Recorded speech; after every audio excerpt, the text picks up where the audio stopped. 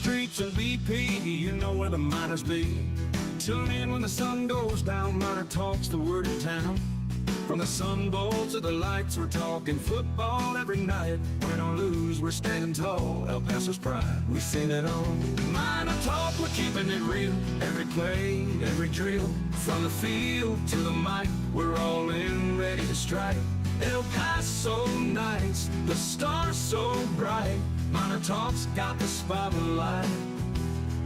Orange and blue, we never stall. Talking miners standing tall.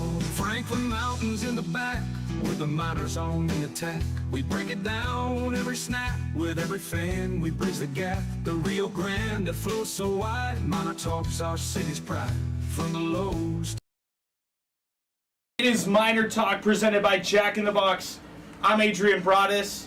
He's Andy Nostra. We are here. We are live. We've got Chris from Inspo Lens as well in the house. We've got Adrian in the house as well. Sal Montes finishing up the post-game show at 600 ESPN El Paso, Twitter and X. Big shout out to Jack in the Box. They provide all of Miner Talk. They are the presenting sponsors of Miner Talk. Set with multiple locations in El Paso. They are open 24 hours a day, 365. And here in the 915. There you go, Andy. You got it. That's right. You're fading that down. That's exactly right. Andy Nostra, he is working with us for the first time ever here on Miner Talk. We are live here in the River Oaks Property Schoolyard Sports Studios. The post-game show is wrapping up right now. We are joined by so many different people. Our telephone number now is 5505-6009. I got a lot of thoughts today after this big UTEP victory. A lot to get into after this one right here. And, of course, we've got Inspo Lens in the house, so you can watch us live. YouTube has got it. We are also live on X.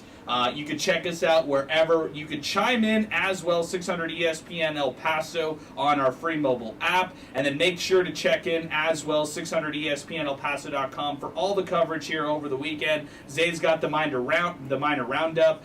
Huge stuff right there. And, yeah, we've got so much to talk about here today. Just want to give a big shout-out to everybody who joined us out at the District Pub and Kitchen West, 3233 North Mesa. If you're looking for a spot to stop by after the game, definitely stop by there. That's 3233 North Mesa, and really appreciate everybody ahead of the game stopping by the tailgate as well. UTEP defeats UT Martin 42-17. Let's dive into it, because a lot of people who listen to us, they definitely chime in and listen on the podcast, so I don't want to delay too much. I definitely want to jump into this right now, and I want to break everything down of what we saw from the Miners, and then hear from some of the listeners as well. Our telephone number again, 915-505-6009. Final score, 42-17. After this one was briefly tied 7-7, the Miners just let loose. It was Malachi Nelson who finished the day, 278 yards of passing, 4 passing touchdowns. You typically don't see that a lot by, a UTEP quarterback having 4 total touchdowns through the air. That's impressive stuff right there. Then Hashawn Wilson, man, 8 carries, 117 rushing yards. The touchdown that he had, how exceptional was that? I mean, it was the longest play from scrimmage for UTEP football in history. The longest play from scrimmage for this UTEP football team. Very impressive right there. I mean, he broke away the 94-yard rushing touchdown. Really impressive stuff right there. Just when I got a chance to watch that one right there, I was like, wow. I got a chance to see that one live. He got, he broke away in a big way for that one, and then made program history by actually breaking away for that 94-yard rushing touchdown. Aaron Jones had previously had the longest rushing play from scrimmage for UTEP, and Aaron Jones, his play was, I think it was 91 yards against Texas Tech. That was pretty impressive right there. And Andy, you did it just correctly. You did it correctly. Good stuff, my man.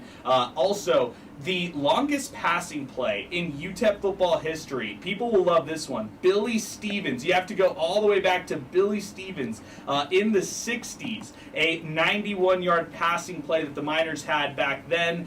It was the turning point, quote-unquote, game where Billy Stevens hit Bob Wallace for a 92-yard touchdown. It was a famous Tom Lee painting, as UTEP Zay pointed out here as well during the game. Longest play from scrimmage in UTEP history for Hashawn Wilson. So there you go. You could shout out Hashawn Wilson after this one. You could also shout out Ashton Emery. 3 total touchdowns. He had 2 receiving touchdowns, 1 on the ground. Played great football today. Was their primary running back. Remember, no Cam Thomas. He was not in he was in uniform, but not in pads today. He was in street clothes on the sideline. No clue what happened to Cam Thomas. Didn't hear about an injury at all during the week. But today, didn't play. And we heard from Brett Bloomquist on social media, reporter for El Paso Times. He said that Cam Thomas practiced Tuesday and Wednesday, so a little surprising that we didn't see him today and in street clothes here. Not sure what happened to him, but we'll hopefully find out here soon enough. Ashton Emery, like I mentioned, the 1 rushing touchdown, the 2 receiving touchdowns in this matchup, really impressive stuff. And then welcome to UTEP football, Torrick Goins Jr. 3 catches for the redshirt freshman, 105 receiving yards. He also totaled that really nice touchdown. I think it was a 49-yard touchdown reception that he had from the likes of Malachi Nelson. When we're talking about leading receivers, you got to start with Kenny Odom, the guy who's done it for them week in and week out. 5 catches, 124 receiving yards, a touchdown in this one as well. Kenny Odom, just another great game for the all-conference receiver. Then on the defensive side, you have a leading tackler in Micah Davies stand out. 14 total tackles. He also had a quarterback hurry.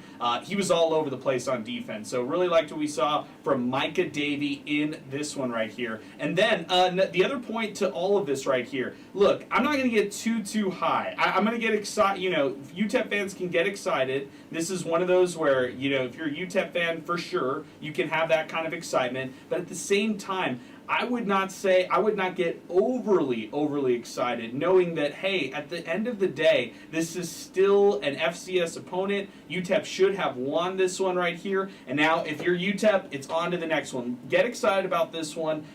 You should be excited if you are UTEP and winning the game at home like this one right here. And it was a great fan base, over 31,000, I should say. And the Miners win today, 42-17, dominant fashion, just like you should do if you're UTEP right there. So that's what kind of the early takeaways I have from this matchup right here. We are live, MinerTalk here, presented by Jack in the Box. And hey, Jack in the Box is open 365 days of the year, 24/7, and Jack in the Box, because cravings don't have a curfew. That is our spot here as we continue here on MinerTalk. Also want to give a big shout out to the great team at Boomy Dental. We had the awesome t-shirt giveaways today out at the district. People love the posters. We had people stop by and grab the big posters that we had as well. So if you stop by one of our district locations, or district watch parties, I should say, we are giving these Boomy Dental t-shirts away. So really appreciative.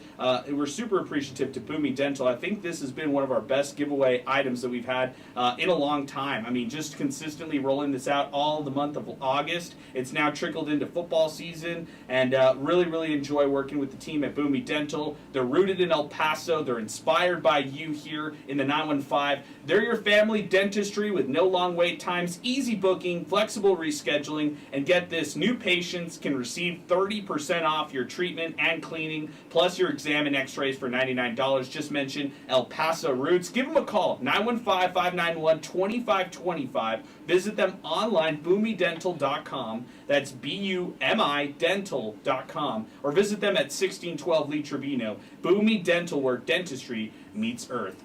Let's keep it moving right here on the program, 915-505-6009. We got some phone lines to get to right now. Let's go to Darius, who's been patiently waiting with us here on the program as MinerTalk continues. Again, we are live on Inspo Lens as well, so if you want to watch MinerTalk, we're live on our YouTube channel as well, and make sure to check us out on Twitter and X as we continue. Darius, welcome aboard. You're first up here on MinerTalk. I got a lot more takeaways to get to. I get it. It was a pretty bad UT Martin team, but at the same same time, the fact that you got a chance to watch UTEP dominate here, 42-17. I mean, a tremendous effort by the Miners here today. And if you're UTEP scoring 42 points after you put only 16 points against Utah State, I think that's a step in the right direction. Darius, welcome to Miner Talk, man. How's it going?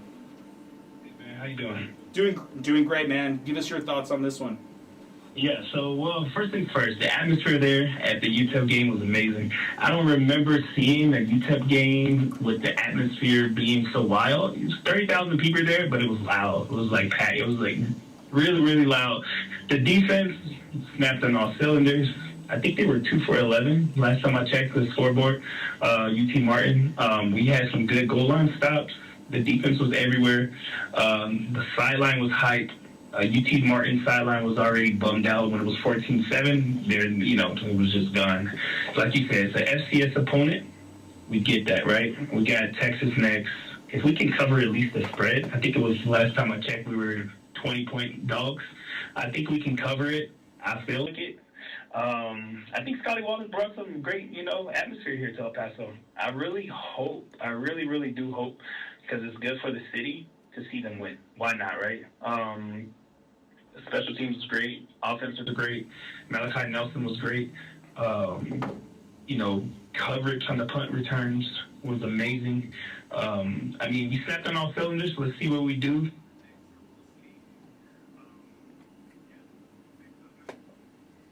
Yeah, good stuff, Darius. I appreciate it, man. And I'll speak to this on the fan perspective, because I did think that today was really fan-friendly for a lot of UTEP fans. I'll say this, too. I mean, think about this. 31,000 plus in the Sun Bowl itself today.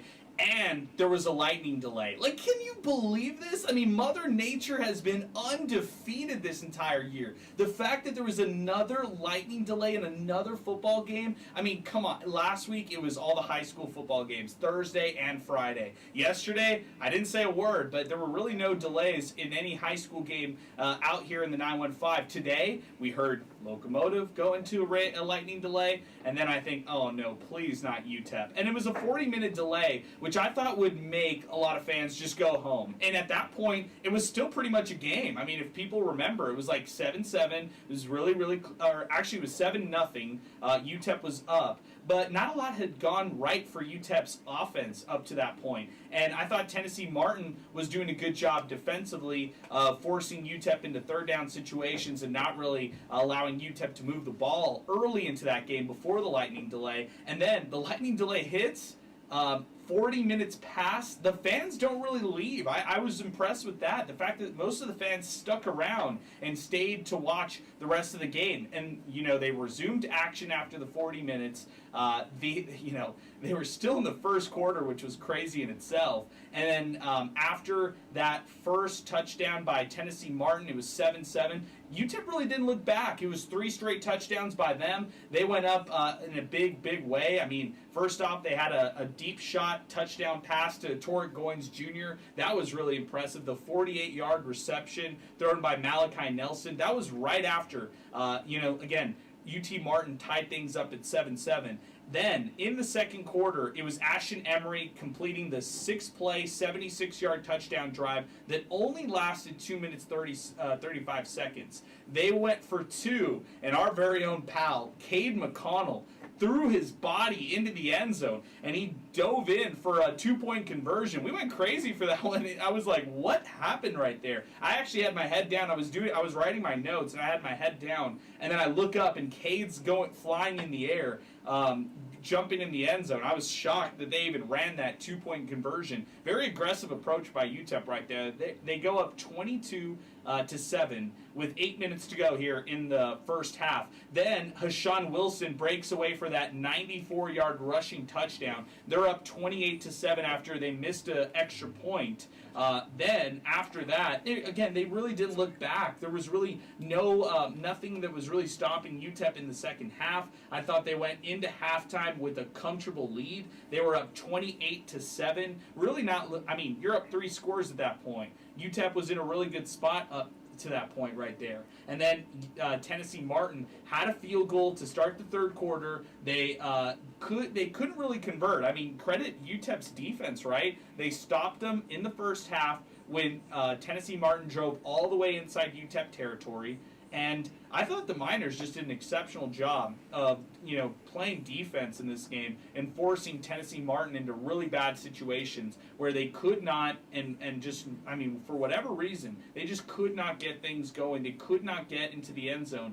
And it was even weird. Like at one point, third quarter, 7 minutes to go, after a 13-play, 68-yard drive all the way down to the UTEP 2-yard line, a drive that lasted over 6 minutes, the Skyhawks just elect to go for a field goal. They're down 28-10. You're at the 2-yard line, and you kick a field goal. Like, that's the difference right there between UTEP and a Tennessee Martin right here. I get it. It's a great win for UTEP, and I'm only going to speak positively, here today. There were maybe some, if you're going to be really, really picky, there were maybe some things in the first half that would make you question, some of the moments here for this matchup. But aside from that, this was a pretty crisp game for UTEP football. Having this opportunity to do this, where they're putting up over 40 points, where they had two different receivers total for more than 100 receiving yards. They had a running back who went over 100. That's some good offense right there that had success. And again, in front of a pretty spirited UTEP fan base. Over 31,000 fans in attendance tonight for UTEP's home opener. Our telephone number here to continue our show, 915-505-6009. That's our telephone number if you want to weigh in here on Miner Talk. 600 ESPN El Paso, Twitter and X will have it right here, and then 600 ESPN El Paso on our free mobile app. Let's go to all the mentions that are coming our way on Twitter and X. There's a lot of thoughts that came in from this one. Let's do it right here, and let's get you all the different things that we saw. This is from Sad UTEP fan. UTEP wide receivers are such trash. I thought Nelson was the problem, but hot damn. Hit guys right in the chest, and they dropped it. If anything fails us, it's going to be them. Well, I'm going to say this, and this leads to the next one, which Clearwater said, did I miss something about Cam Thomas? I haven't seen him. This is the reason. I mean, if you're down a guy like Cam Thomas who plays pretty strongly in that receiving game, and you're having to rely on younger receivers in this matchup, I mean, it was guys like Eric Willis III, guys like Torrey Goins Jr., who had that nice 49-yard reception for UTEP in this matchup right here. They also threw guys like Jet Thompson in the mix. They threw other players out there in the mix who had that opportunity to play here for the Miners in this matchup. So, yeah, I don't necessarily want to give UTEP's receivers like an F or like, a D- or anything like that. You had two guys go for over 100 yards in receptions. You don't get too upset. You don't get too low for any of that kind of stuff, and you just take the positives right there. I think for Malachi Nelson having the opportunity to play the way he did against Tennessee Martin, I think that's the positive takeaway that you have in this matchup. Our telephone number again, 915-505-6009 as we continue. RJ checks in on Twitter and X. The 5-star has been let loose. Is this the first time the wide receivers have been seen lined up inside the numbers?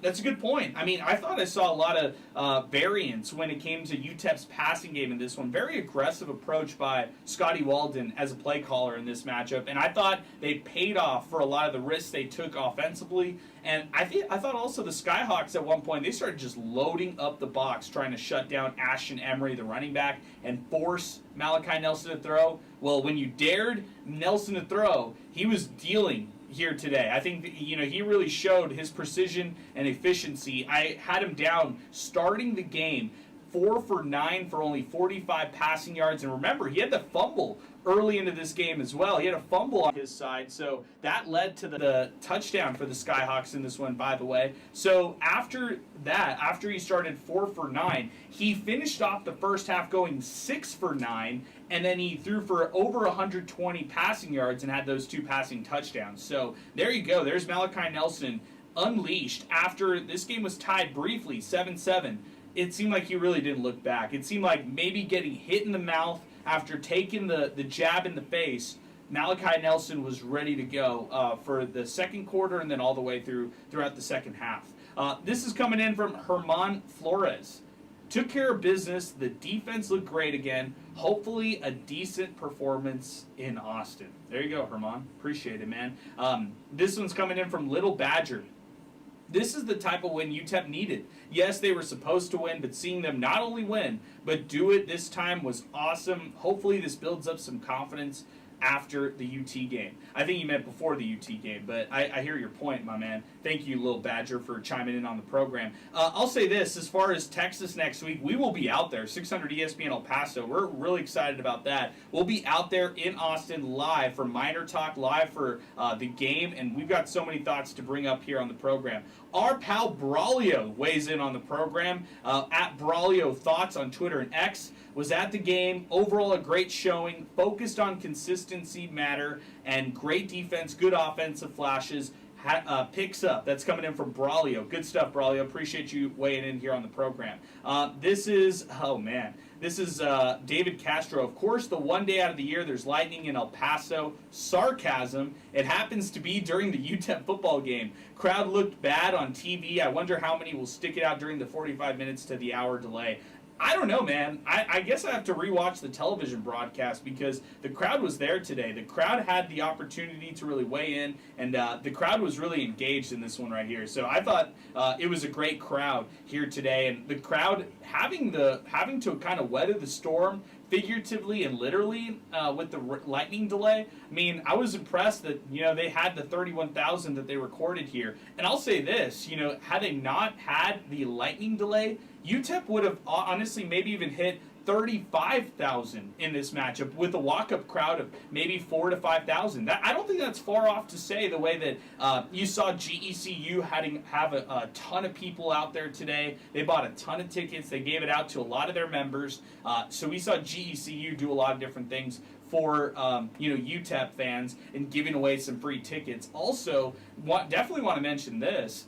You didn't only have that, but you had cheerleaders all around from the city of El Paso. Their families obviously showed up as well, and those cheerleaders got a chance to perform at halftime. So that was another positive takeaway for UTEP here.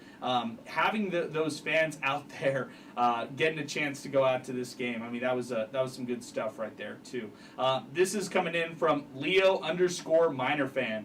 It's too much, too late for me, but you want to know where the Miner after party is at. It's here with MinerTalk. Good stuff, Leo. Appreciate you, man. Thanks for always shouting us out. And thank you for sharing us here on Inspo Lens and people watching us live here on the program as we continue. 915-505-6009, 600 ESPN El Paso on Twitter and X, and 600 ESPN El Paso. As we got a line ringing in here, Andy. Go ahead. You got that one. Let's keep it moving. This one's coming in. I also want to mention this. This is coming in from Delusional Cade McConnell fan. What a hilarious Twitter account, right? That's so awesome. Delusional Cade McConnell fan tweets the program, and by the way, this is not me. This could be somebody from this group, though. It's unconfirmed. I have not checked everybody's Twitter accounts to make sure whether or not this is actually a thing. But Delusional Cade McConnell fan tweets the program, the greatest of all time made the play of the lifetime. Where are the doubters at? Oh, good win for UTEP 2, hashtag MinerTalk. And it's Cade soaring, literally like soaring in midair, going in for the end zone on that 2-point conversion. That was some good stuff. I had to text a couple people. That was Cade, by the way. That was Cade. And I was also texting Steve Kaplowitz here on the program, and that was hilarious. So good stuff right there. Let's move to the phone lines right now as we go. We've got Andy joining us. Then we're going to get to Rob, 915-505-6009. I appreciate Andy joining us here on MinerTalk. Sal Montes, co-host of MinerTalk, will be joining us here soon enough. And then UTEP Zay Calindo, he's there for the post-game show right now. Actually, I should say he's there for the post-game interviews with head coach Scotty Walden. So we'll hear from UTEP Zay here in just a moment as well. MinerTalk continues. We're presented by Jack in the Box, also brought to you by Boomy Dental, of course, Thomas Adams Apparel, the District Pub and Kitchen West. As we continue, let's go to Andy, who's joining us next. Andy, good evening, man. Late night MinerTalk. What's going on? Hey, Adrian, long-time listener and first-time caller, but this is exciting. UTEP football getting done what they absolutely had to get done, and I just think it's definitely a good sign. You're kind of taking care of business against a program that you were supposed to take care of business to, especially after what we saw last season against Southern Utah. That's so true, Andy. And hey, by the way, thank you. Big shout out to you for being a first-time caller, long-time listener. I appreciate you calling in. I was getting a little flashbacks for Southern Utah, no lie, at the end of that first quarter, or I should say, right before that lightning delay. That's pretty crazy, but I'm for UTEP to just dominate the way that they did, I think that tells you that they've taken the steps in the right direction as a program moving forward. So the fact that they dominated in this game, won 42-17, I think that's the biggest takeaway you have right there. 100%, and the fact that it's also important for this fan base, right? Because first of all, you saw it last year. You lose to an FCS program, no one comes back after that. Right. If UTEP wins this game by, a touchdown or less, I think people still don't come back the way that they need to come back against ULM in 2 weeks. But the fact that they won big, and they actually put an entertaining product on the field with the way this offense performed, and a guy who, he was a former #1 recruit, and certainly hasn't gotten an opportunity the way he has here at UTEP, but he's on the field now, and he certainly looked the part, and I think UTEP can really build around that. Great stuff, Andy. I really appreciate your phone call, man. Thank you for weighing in. 915-505-6009. Friend of the program. We're going to hop him over. He's joining us next. It's Babe Laufenberg. Really excited to hear from him. We'll hear from Babe Laufenberg here throughout MinerTalk and throughout the whole, I guess you could call it the season. We are now here in football season. We just saw him about a week and a half ago. And I'll just say this, Babe. I was so happy to see UTEP throw out Marcus Torres today, who was donning the Luke Laufenberg jersey today. That was awesome stuff. What did you take away from this matchup, my friend? Oh, well, it's certainly a great win. And, Marcus, unfortunately, Malachi had him open. He was on the run, and he just missed him. But I was like, Marcus is going to get his first catch, and just didn't get a shot at it. But, really impressed. Kenny Odom played great. Who called in about the receivers are trash? Yeah, I was thinking that, too. I was like, wait a second. There was like one drop. I know, and hey, what I really liked about what Kenny Odom did, and I actually texted him or direct messaged him, he had the one, 74-yard touchdown? I mean, it was, let's see, it was, 74-yard touchdown, exactly right. But hey, just as impressive for me was on the 94-yard touchdown run, he was down there blocking all the way down. I mean, if he's not hustling and getting downfield and staying in front, that doesn't happen, that 94-yard touchdown run. So that was as impressive for me as anything when the guy's willing to go down there, block for his teammate. I mean, that was all hustle on his part. So I thought he had a heck of a game.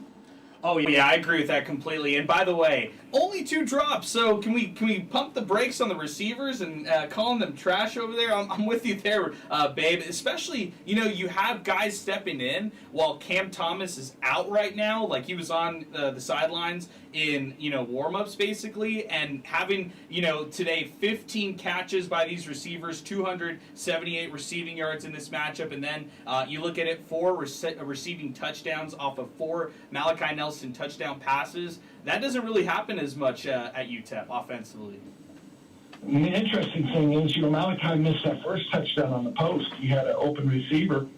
Now, you're not going to hit them all, but you don't usually get guys, running free that often. But, he came back and did a nice job. And to me, the thing about Malachi, and you guys, obviously, I've watched both games now, and I'll probably be down in Austin to watch the UT game in person, but he hasn't played. I don't care if you're a 5-star or a 12-star. When you haven't played, you got to get out there. You got to make mistakes. You got to do things. And we saw Arch Manning, right, go to Ohio State, and not play his best game. It's basically his first game like that under pressure. So I think Malachi will be just fine.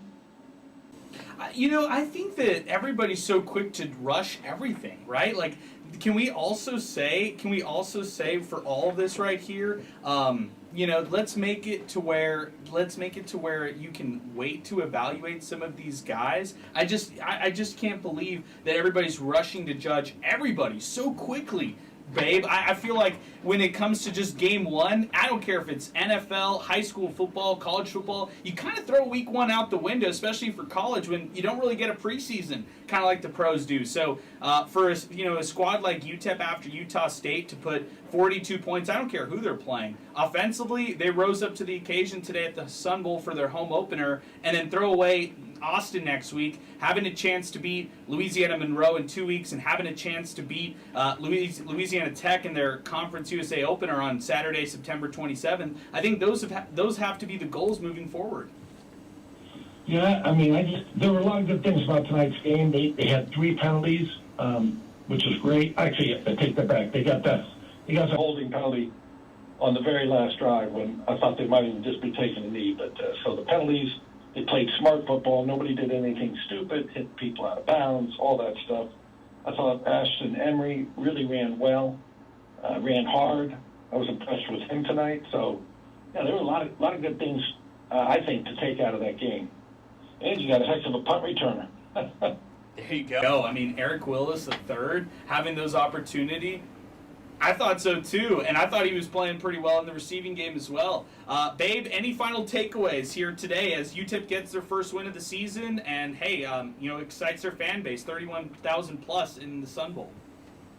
No, I know obviously Texas is going to be tough, right? We know that, but I think you could be encouraged about what they did today. Especially, you don't have Cam Thomas, and you can get him back. I'm assuming, I don't know the extent of his injury. But, I thought they played good football defensively. A couple of great, short yardage goal line stands by the defense. So, it was good. Babe, I appreciate it as always, man. It's great to hear from you. Oh, hey, Adrian, and get your hair cut, Adrian. Oh man, I'm trying to grow the flow out. I would say this, babe. I've got an 80% approval rating on it. Right now, it looks a little bushy. Oh, that's funny. Well, get a sponsorship from some, hair company, right? There we go, babe. I love it. I appreciate it as always, babe. That's Babe Laufenberg joining us here on the phone lines as we continue. Our great friend here joining us here on MinerTalk. Also want to give a big shout out to Andy Morgan. That's who the first caller was today. I was like, he sounds really familiar. And then Andy Morgan just hit me in the DMs just saying, hey, that was me, by the way. I told Andy, who's answering the phone, that it was me, Andy Morgan. So appreciate Andy Morgan calling us here on the show today. Thought him and Ed Stansberry did a wonderful job. Also saw Jason Flores out there too, so thought they did a wonderful job today. I was watching a lot of those replays on the ESPN Plus broadcast because from our vantage point, we can kind of see certain things, but we don't see everything. And I thought he had an incredible call, especially on that 94-yard rushing touchdown for Hashawn Wilson. So big shout out to Andy. Big fan of him, and let's do it. Big shout out to Alyssa, Teddy, and Ollie who are listening in and just texted in, don't cut your hair. Sorry, babe. I don't think I'm cutting the hair anytime soon, although it is getting a little crazy right now, and people who are watching on Inspo Lens can definitely attest to that. Let's go to the phones. Let's keep it moving. 915-505-6009. 600 ESPN El Paso, Twitter and X, and 600ESPNElPaso.com. Also on our YouTube channel as well on Inspo Lens. That's where you can watch us live. We got a lot of tweets to get to as well, but before we do that, let's go to Rob, who's joining us next. Rob, good evening, man. What's happening? What's happening, man? Thanks. I just want to say shout out to you. Thanks for the hat, the orange swarm. Oh, I'm rocking it right now, Rob. I got to jump in on this. This is Thomas Adams Apparel. They hooked me up with this. They stopped by the district today. They were hooking up some of our listeners who stopped by as well. Thomas Adams Apparel. Follow them on social media at Thomas Adams Apparel. You can check out this awesome line, the Orange Swarm line. You can also check out their website, thomasadamsapparel.com, and you could buy these as well. So you can either meet us at the district, purchase one there. They've got the Blue Blaze, they've got the Orange Swarm, they've got the We Fence hats, and they're one of our new sponsors here on MinerTalk. But I appreciate you shouting them out, Rob, and I appreciate the love for these Orange Swarm hats. Oh yeah, for sure. And just to hit on the rain delay, I just feel like I've been cursed. Last week I was going to watch my first high school football game in 10 years, rain delay, and I left.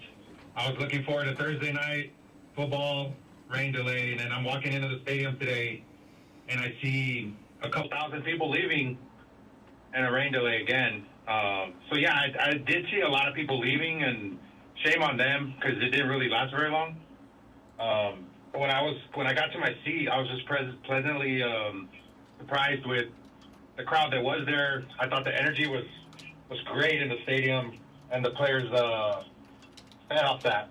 But I just think it was a big win. I don't think we're in a position to just be complaining about style points, all that, and what we could have done better. I mean, bottom line, I think the turning point in the program is the first thing you got to do is you got to take care of the teams you're supposed to take care of, and we haven't done that in the last 2 or 3 years. And I think that's a big step for Scotty Walden turning it around. What I was pleasantly surprised with too was the play calling. I thought it was atrocious last week. This week the play calling this week was very explosive. I thought he threw a lot on first downs. He kept the defense off guard, hitting the D ball. And I think once you get the team thinking about the D ball, all the underneath stuff that Walden likes to do works, and it just made everything work. And I can't remember the last time a UTEP team was this explosive offensively. I can think of explosive players, Jacob Cowing, Aaron Jones, but when was the offense as a whole this explosive where you had long runs, long passes, long returns? Like, it was just a very explosive performance, and I think that's what Walden meant by fast, furious, aggressive, because he coached like that tonight, and I could definitely see it. And then the last thing I'm just going to add is the energy on defense was amazing. So I think there was a turning point where maybe if UT Martin had punched those, those goal line plays in, it would have changed the complexion of the game. And I think every time they had a chance to kind of creep back in it, the defense would get a big stop. And it was just a performance I haven't seen like that in a long time. And I'm just very happy, and I hope that they can continue that in conference play. Yeah, I appreciate it, Rob. Thank you for calling in, and thanks for weighing in with your thoughts. There's a lot to take away from that one right there. I mean, first off, the defense today. I had to. My jaw was dropped from Udoka Ezeani. Like, that pass rusher's number 0 for UTEP was all over the place defensively. I thought that he played magnificent, and he did so last week. He was really rushing the passer in a strong way. He was really helping out in a big way defensively. I thought Udoka Ezeani was as impressive as it gets. I mean, that pass rusher, the transfer from Boise State, just a really impressive guy overall. I think for what he was able to do, he's from Richmond, Texas. He made a second career overall start, but Ezeani was all over the field. He had a sack in this one, 1.5 tackle for loss, 6 total tackles. Very impressive player to me. So when you're highlighting the defense, I really got to shout out Udoka Ezeani for what he was able to do. Micah Davey with the 14 tackles, that was impressive. The secondary could be better. I mean, they've got a true shutdown corner, Neil Campbell.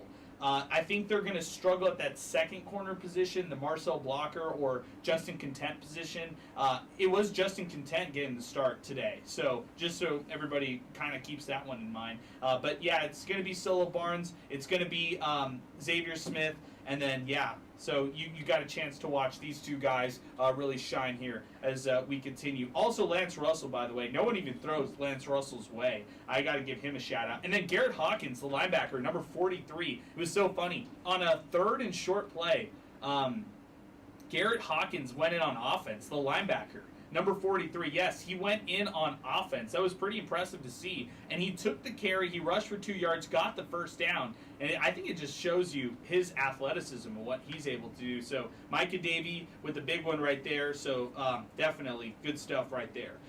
Let's keep it moving. 915-505-6009. This one from Sal Montes, by the way. Special team woes, the defense woes. I like this one right here. He says blocked point after attempt, 10 men on the field before a punt and then a timeout, 10 men before a field goal and then another timeout, and then a field goal blocked. And the field goal block happened late in the game. So defense, while it took a step forward last week, maybe a bit of a step back this past week, although not much negatives you could say on UTEP here for this one right here. I think that was a good one that Sal Montes was saying here on the program. Is my co-host is getting ready to join us here right after the post-game show on 95.5 KLAQ with Voice of the Miners, John Teicher. So excited about that. Excited that he's going to be joining us here in just a little bit as we continue.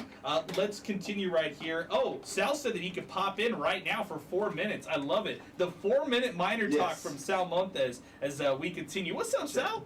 What's going on, guys? Man, exciting times. A lot of highlight plays, man, and good defense again. So I'm looking at it right now. This is what Rob said earlier. He's like, there was a lot of explosive plays. There were 4 big plays in the passing game, gains of 15 yards or more, and then 4 rushing plays, gains of 10 yards or more. And, of course, it's all highlighted by the 94-yard rushing touchdown by Hashawn Wilson, who, welcome back to UTEP, Hashawn Wilson. Yeah, that was his first carry as a Miner, and it goes yard for, 94 to the house. It was, it's an FCS opponent, but that was probably the turning point in the game. But it makes you think like, hey, you're down the depth chart for XYZ reasons. It shouldn't have gotten to this point. I think it should have gotten some carries, but it's easy to say that right after a win and everybody's feeling good. But I think this guy has to get more carries too going into the next game. This guy averaged 6+ a carry coming out of Charlotte. So I think they found their answer there. And it was, history being made too. The interesting part is no Cam Thomas, right? So you have to roll with different running backs, and they had success with both Ashton Emery, who I would consider their RB1. I would consider him their number 1 running back. And then on the flip side, getting Hashawn Wilson to do what he did, I mean, you got your 1-2 punch right there. Without Cam Thomas, I don't know when Cam Thomas gets back. Maybe it's next week. Maybe it's, not. I don't know. I don't know when he's going to come back. But regardless, you have a nice 1-2 punch in those 2 guys. I still believe the way Ashton Emery runs, he's still kind of your 3rd or 4th down back, even short yardage situation back. I think with Ashton Emery, there's more versatility. We've seen it out of the passing game. 2 reception touchdowns for today, also a rushing touchdown. That's 4 touchdowns, Adrian, in 2 games for this guy, and he's definitely making a name for himself. But if it were me, obviously I'm not the coach, but if it were me, I think majority of the time you go with Emery. But if you got to get some big yards or first down, and it's 3rd and short, 4th and short, I think you go with Wilson. But maybe you could switch it up and have Wilson out there. And now, guess what? You could do a play action with Hashawn Wilson. I like that. You know what? Sal, you're saying is exactly what happened. The passing game or the run game actually opened up the passing opportunities for UTEP, and it was Malachi Nelson and other receivers, even like younger guys like Torrey Goins Jr., who were able to move the ball through that offensive passing game because the run was really established, and you could open up more in the passing game opportunities. So your final thoughts here is before you jump back to the post-game show over at 95.5 KLAQ, and then rejoin us here shortly. Just some solid play. There were some sloppy times throughout the game. You got to see, I don't want to say some laziness, but some complacency. Like, hey, this deep ball's working. Let me just throw a crossbody pass. There should have been like maybe 2 picks for Tennessee Martin. So fortunately, there was no turnovers there. But for the most part, man, they did what they needed to do. But special teams, man, another failure when it comes to blocking and just lack of awareness too. I mean, you have all these guys coaching on the sidelines. There's so many moving factors, but is it causing more confusion to have guys in the right spots, right? Whether somebody's injured or not, and that kind of affects the game plan, that's what you have all those people on the sideline for. And also too, there's so many players, somebody has to be willing to be alert the entire game, no matter what. Hey, you're 3rd string, be ready when you see somebody go out there. So complete failure on that part. 2 times they called timeouts because of 10 men on the field for special teams. Wow, there you go. Sal Montes joining us here. He'll be right back as we continue here on Miner Talk, 915-505-6009. Well, Sal finishes the post-game show. We will get a chance to go out to more phone calls. Brian's joining us next. Then we got Eddie, 915-505-6009. If you want to weigh in, now is the time to do it, 915-505-6009. And this is not Andy, this is Brian. Brian, what's going on, my man? Hey, AB, what's up? Oh, not much, Brian. Just burning the midnight oil, almost figuratively and literally, my man. What's going on with you? Hey, what's up, man? It was a really good game, if you ask me. I lost my voice because how much the student section was yelling. Man, it was crazy there. The vibes were really good. I'm glad to hear. Tell me more about the student section. What'd you notice? I actually saw a good chunk of the students stick around. It was quite awesome for the most part. There was a lot of heckling between us and a lot of the UT Martin players and all that. It kind of got out of hand at times, but overall it was really fun and energetic. And at some point it was raining alcohol from how crazy people were getting. That's hilarious, my man. Good stuff, Brian. Any final thoughts here tonight as UTEP wins 42-17 over UT Martin? I don't really have much to say. We saw the product on the field, and it looked really, really good. I think Nelson is the answer we need at quarterback, along with the two demons we have at running back. There you go. I appreciate it, Brian. Thank you for weighing in. 915-505-6009, our telephone number, 600 ESPN El Paso, Twitter and X. We got a bunch of tweets to get to. More calls coming in. Eddie's joining us next. Eddie, good evening, my man. What's going on? Oh, Adrian, it's always a lot funner doing it this late when there's a victory. There you go. There you go. That's the mayor. The mayor is joining us right now. The mayor from Las Cruces, Eddie Morelos. And, even for me, I'm going to count my chickens before the eggs, hatch or whatever the saying is. And, the Aggies won tonight, too. So I'm going to just say this, that this is the start of something super cool this year. And at the end of the year, we'll have a full Sun Bowl stadium for the Aggies versus Miners, as both teams will continue to win some games and execute, because that's what happened tonight. The Miners were executing, and there was a couple of callers that said that Scotty Walden's play calling looked a lot better, but I think that it looked a lot better because there was execution.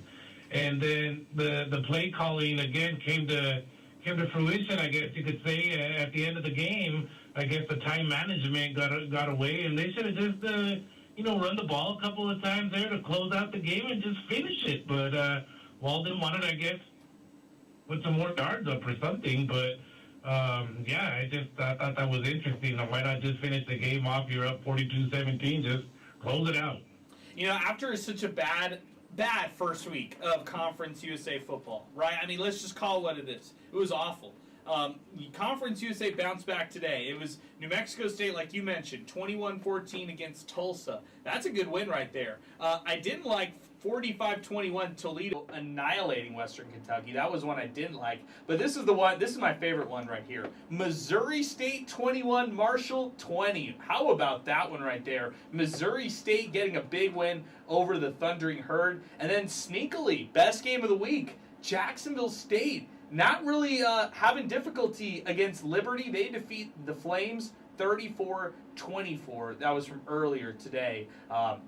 In Conference USA football. Eddie, I really like what you had to say about UTEP and New Mexico State possibly playing a better game down the line, and maybe that game actually meaning something. The only difference is, though, Eddie, these guys both teams have to win in order for that one to actually mean something. If we're talking late November about that one, maybe having even like bowl implications down the line, then yeah, it could be, a potential packed Sun Bowl between the Aggies and the Miners come late November. And I'll end with this. I'm going to be the opposite of what I normally am, and I'm going to be super positive and think that that's going to happen at the end of the year for us, Adrian. All right.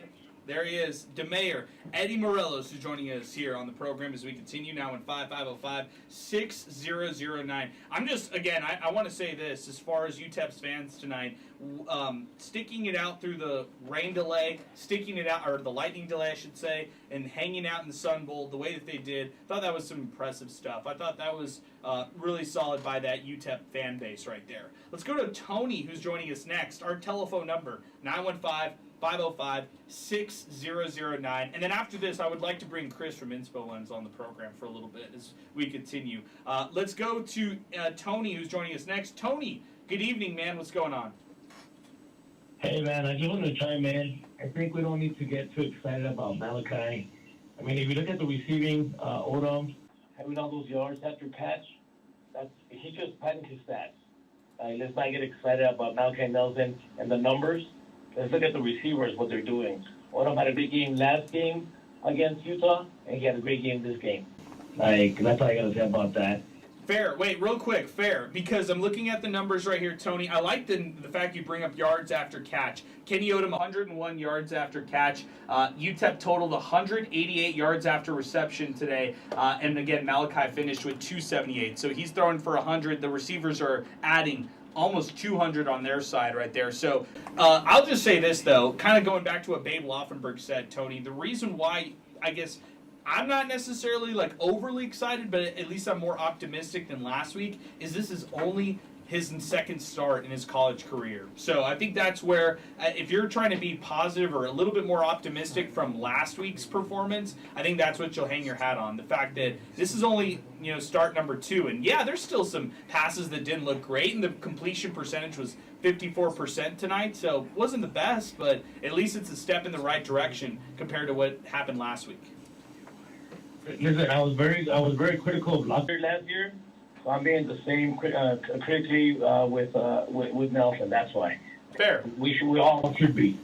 Fair. He really hasn't shown anything. He's off target. It's 2 games already. He really hasn't shown a lot. I mean, I hear what you're saying. Give me some more takes. What did you think of the rest of this matchup? I think it was great. I like the energy from Walden. I like the way they came out after the delay. Aside from that, listen, it's time for us to get to a bowl game. It looks like this is the season. I don't want to get too excited for next game. Obviously, it's a tough game, but I'm looking for a good game, a good first half. That's what I'm looking for. Good stuff, Tony. I appreciate you. Thank you for weighing in. 915-505-6009. G-Man chimes in on our free mobile app. Shout out to G-Man, who said, the last time the Miners had an explosive football team was when Mike Price was the head coach.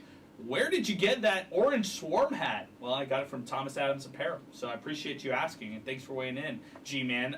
Thank you for all of that right there. UTEP Zay throwing out the graphic as well. He's chiming in saying, final. UTEP uses the strong second quarter to roll past UT Martin, picking up their first victory. The Miners had 472 yards of total offense, and Malachi Nelson was 14 for 26 for 278 yards and 4 touchdowns tonight. Hashtag MinerTalk. Appreciate you, Zay. As always, appreciate the work that you're doing with us here on the program. Tristan Pence weighing in on the program.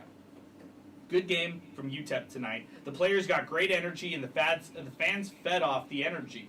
When you consider how UTEP looked last year against Southern Utah, the Miners have improved significantly. Good stuff there, Tristan. Thank you for weighing in on the program. As we continue, we are, again, I want to remind everybody, we are live on Inspo Lens. Check us out there on YouTube. Check us out there on Twitter and X. That's where we're live. We're reading all the comments that are coming in right now. We're reacting to phone calls as well, so give us a call. Our telephone number, 915-505-6009. We're going to take our first break of the show here on the program. We're going to take a time out. When we come back, more of Miner Talk. If you want to weigh in, if you wanted to give your thoughts after this one, UTEP defeats Tennessee Martin 42-17. Now's the time to weigh in. 915-505-6009. We'll take a break right here. When we come back, more phone calls, more comments coming up next right here. Miner Talk continues, presented by Jack in the Box on 600 ESPN El Paso.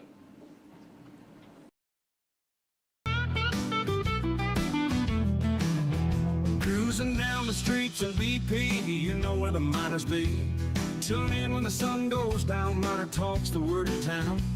From the Sun Bowl to the lights, we're talking football every night. Win or lose, we're standing tall, El Paso's pride, we sing it on. Miner Talk, we're keeping it real. Every play, every drill, from the field to the mic, we're all in, ready to strike. El Paso nights, the stars so bright. Miner Talk's got the spotlight. Orange and blue, we never stall. Talking Miners standing tall. Franklin Mountains in the back, with the Miners on the attack. We break it down every snap. With every fan, we bridge the gap. The Rio Grande that flows so wide. Miner Talk's our city's pride. From the lows to the heights, we're here for those game nights. Miner Talk, we're keeping it real. Every play, every drill, from the field to the mic, we're all in, ready to strike. El Paso nights, the stars so bright. Miner Talk's got the spotlight. Orange and blue, we never stall. Talking Miners standing tall.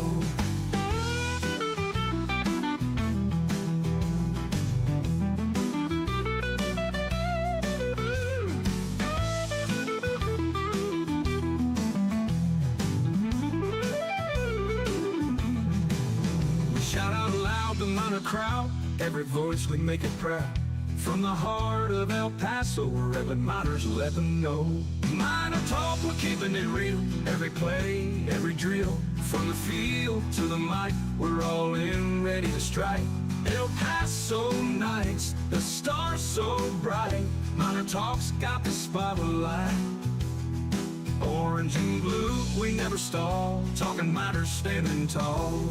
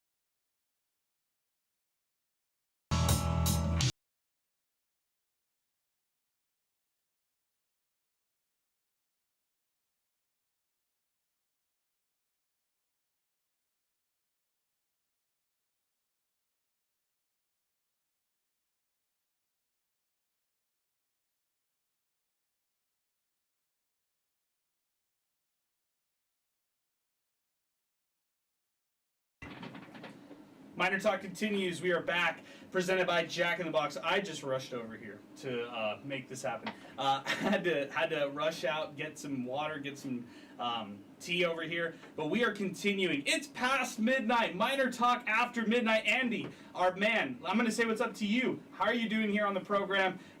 Tell everybody what's up. You are joining us here after midnight. You're officially one of us, man.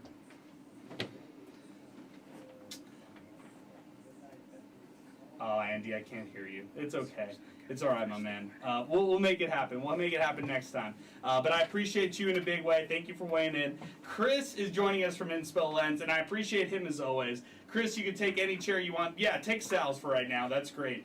Chris, you give us the lowdown. You give us the rundown of all of this one. What did you notice? UTEP defeats Tennessee Martin 42-17. Give me your biggest takeaways from this one after you got a chance to watch the Miners win in dominant fashion. Yeah, I would just say that we finally showed up, pretty much. They haven't really had a great offensive showing like this in a while, for sure. I agree. Yeah, I agree with that completely. I mean, you think back to Mike Price, you think back to, I don't really remember some of the Dimmel offenses being that explosive with the big plays like even Rob was mentioning. So to your point, I think you're exactly right. You hit the nail on the head. The explosive offense was there. What did you think of Malachi Nelson compared to last week? Definitely showed up a lot better. Definitely did a lot better. I've always kind of thought Malachi would eventually, show up. Malachi is special. I mean, it shows in his throws, shows the way he conducts himself. A lot of people were hard on him first game, but I think he'll be okay. Okay, all right. I like it. Let's react, you and I, let's react to what head coach Scotty Walden had to say after the game.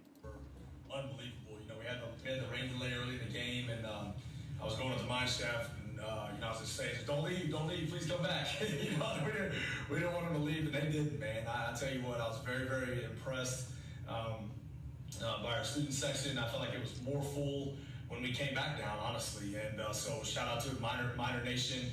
The Miner Maniacs were off the chain.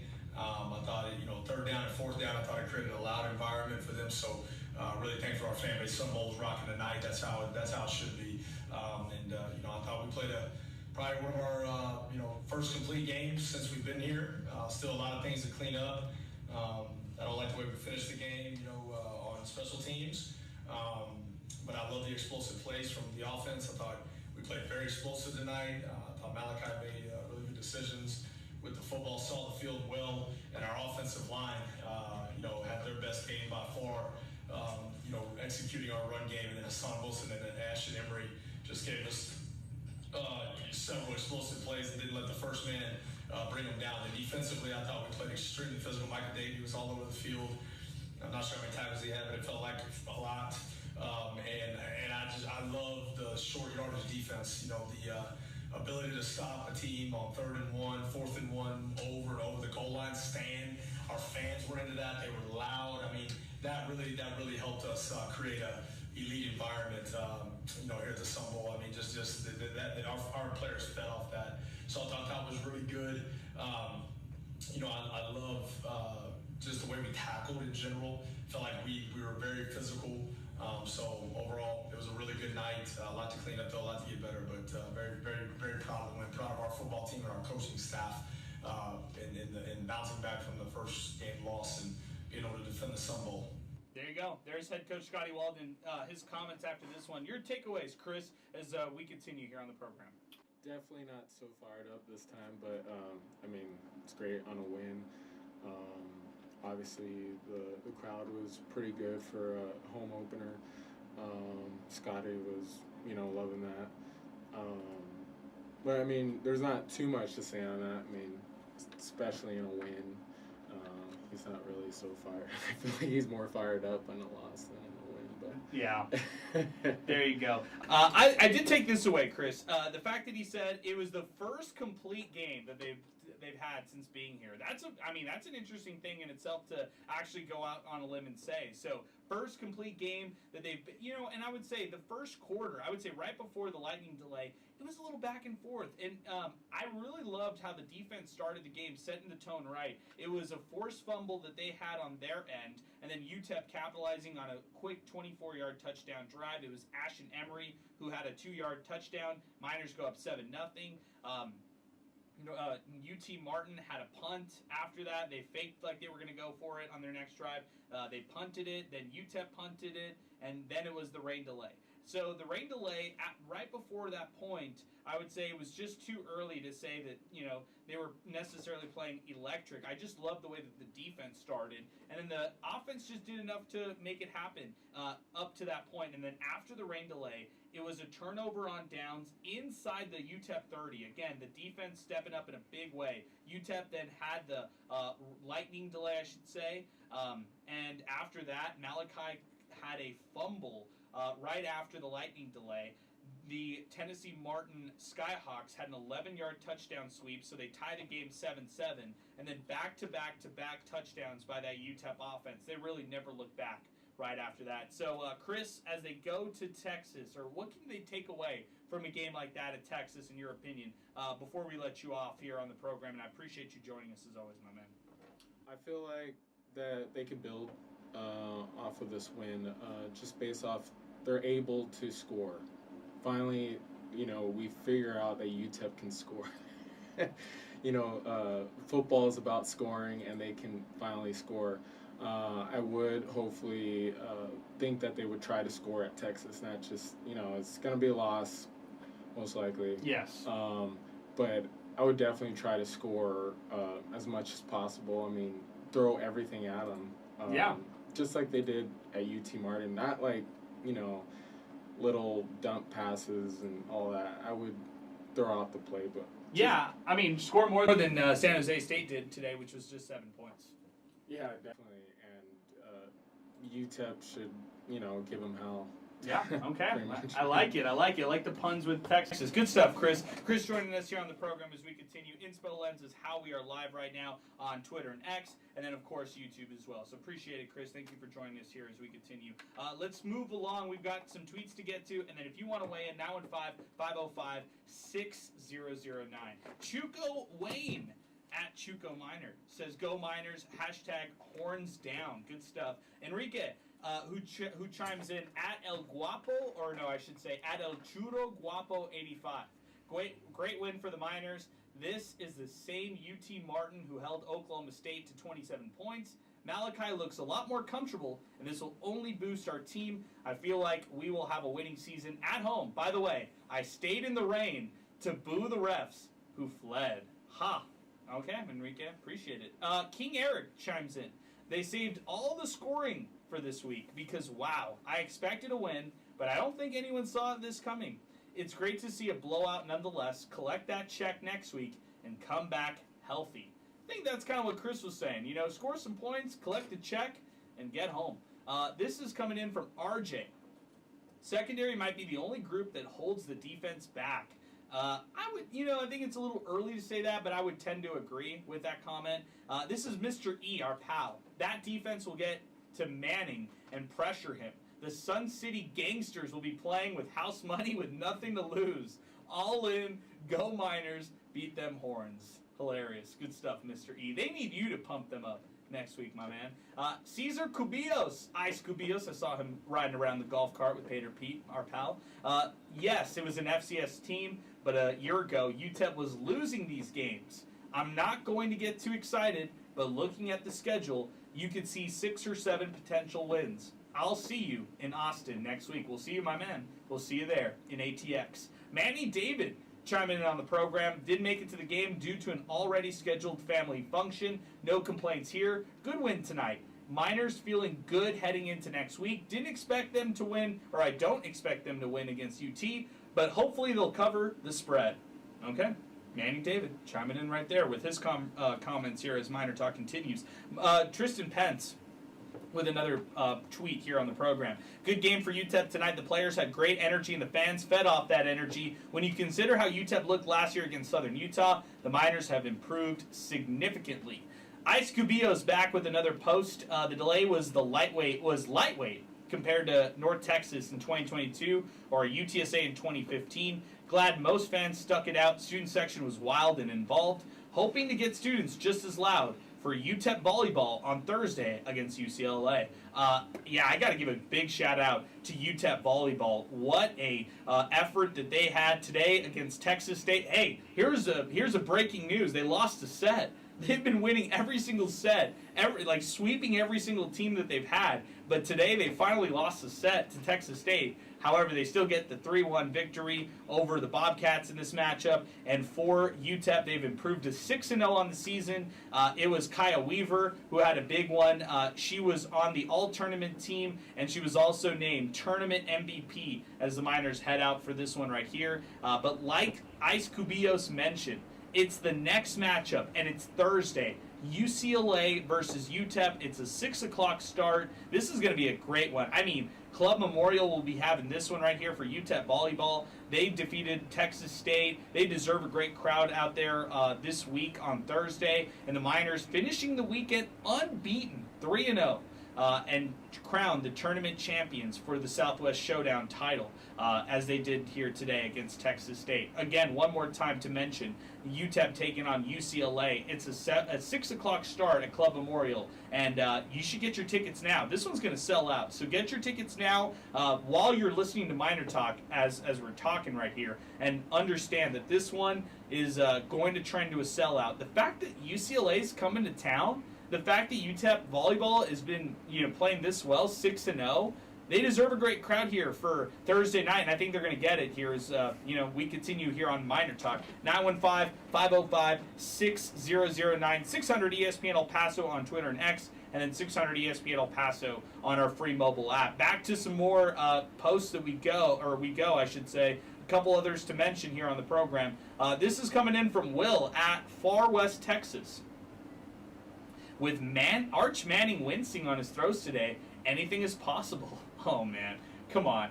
The final score was it was a killer. I don't care what kind of wincing that you saw from Arch Manning, 38-7. I'm here to tell you, don't get your hopes too high out in Austin, Texas. Just be happy that UTEP is having that opportunity to take on a team like that. And like Chris said, if they can score some points, put some points on the board, I think that's really all you can ask for right here for that matchup. A couple other things to mention here on the program as we continue. We are live on Inspo Lens, so if you want to watch us live, check us out. Twitter and X is where we're at, or check us out 600 ESPN El Paso on our YouTube channel or on the Inspo Lens YouTube channel. Definitely want to mention that. That's a perfect way to interact with us as the show continues and the show moves along. Want to give a huge shout out to Jack in the Box. Again, that's where cravings don't have curfew.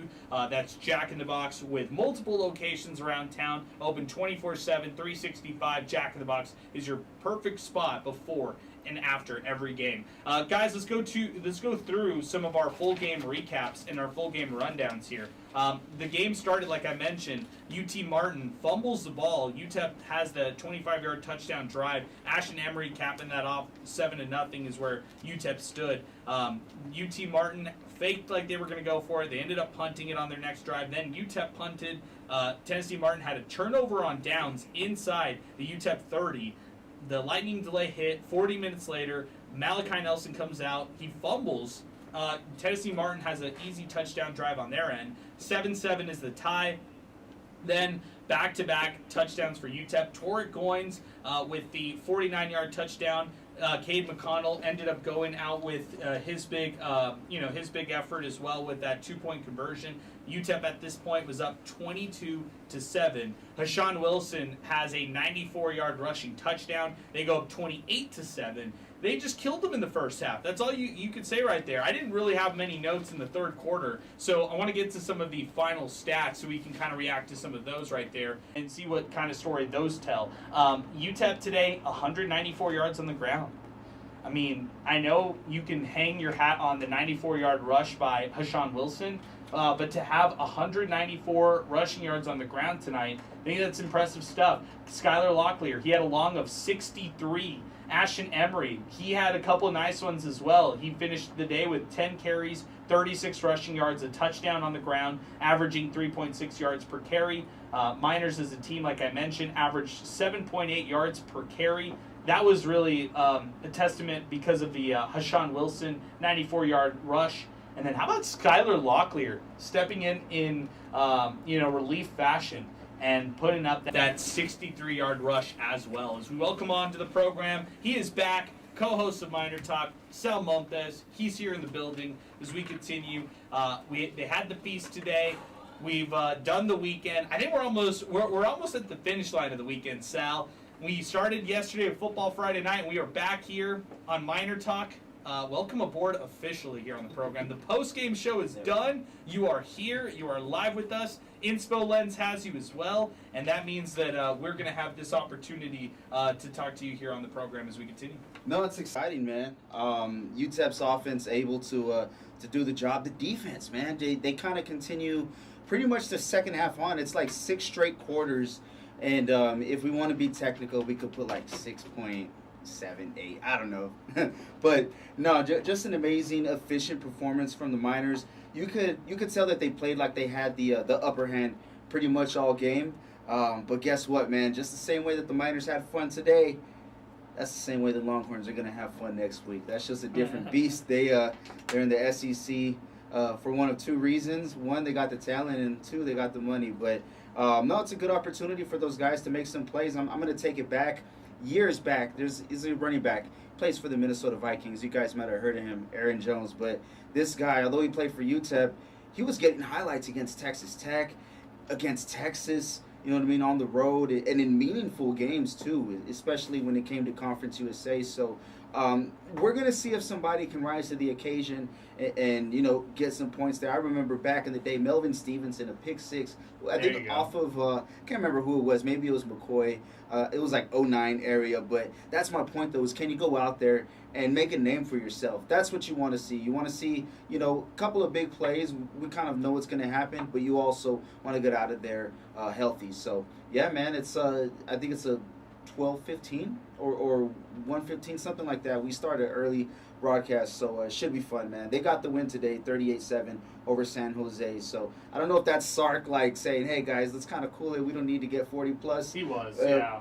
So we'll see if the Miners can get more than 7. Can they be better than a counterpart in that respect? Hey Sal, do you mind checking? I think there's something up with the programming stuff inside. Yeah, thank you. We're cutting in just a little bit in and out here on the program. Is what I'm hearing in the headphones. I thought it was like my headphone jack, so I just switched it over. But it seems to be something on air stuff on our side. It might be on my talkback, like on the actual programming side, Sal, on the actual like sports talk part. But yeah, I got you, man. The thumbs up is all I need from you. So we'll keep it moving here on the program. I do want to mention this one too. Third downs on defense. UTEP was great. They forced Tennessee Martin. They were today 4 of 17, abysmal on third downs, and then 2 for 6 on 4th downs as well. So UTEP's defense just stepped up on 3rd downs in a huge way. 4 for 17 is what the Skyhawks were today.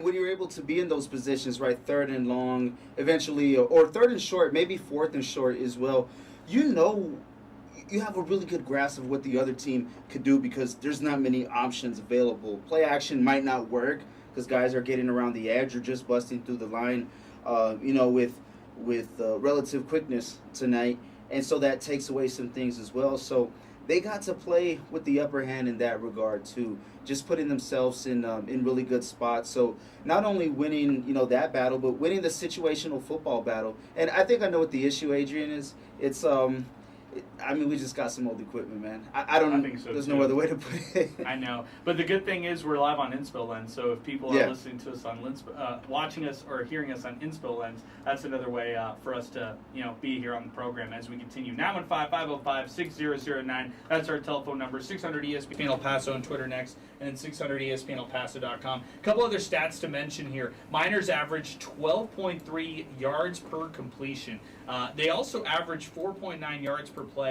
A big, or that's what they held, I should say, Tennessee Martin to today. But through the air, Jace Bauer, 23 of 33, 273 through the air, a touchdown, 70% completion percentage. But when UTEP got after him, he just really couldn't do much. So I thought Jace Bauer, while he is a good quarterback for Tennessee Martin, he did struggle, and UTEP pretty much shut down the run game for them. Only 76 rushing yards today for the Skyhawks. That tells you right there that UTEP defense was stifling on that. And then Babe Laufenberg mentioned this earlier. Only 4 penalties for UTEP, 40 yards, a little bit less.